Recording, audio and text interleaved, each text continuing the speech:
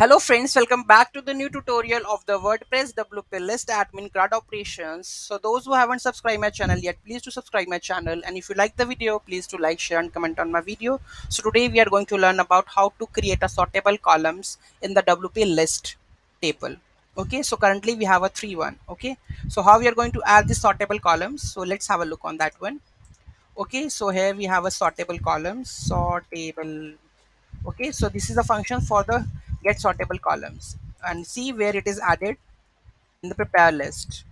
Okay, so here if I just do the comment section over, all the sortable columns will be removed.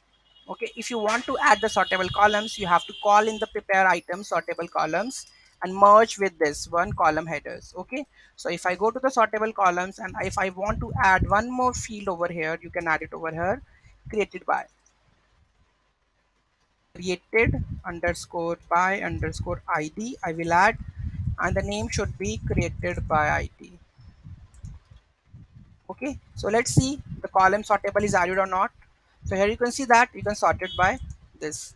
Okay, so this is how you are able to add the sortable columns in the WP list. So any doubt, any query in that, do let me know in the comment section.